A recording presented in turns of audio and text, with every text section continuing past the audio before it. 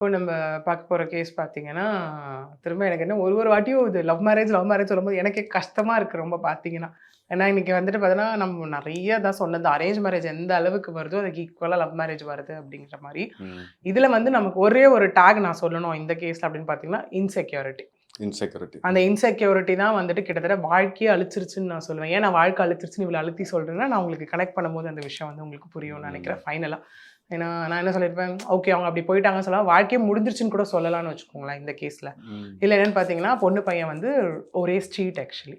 ஒரே ஸ்ட்ரீட் 2 பேரும் வேற வேற கம்யூனிட்டி. காஸ்ட் கூட இல்ல. வேற வேற கம்யூனிட்டி 2 பேருமே.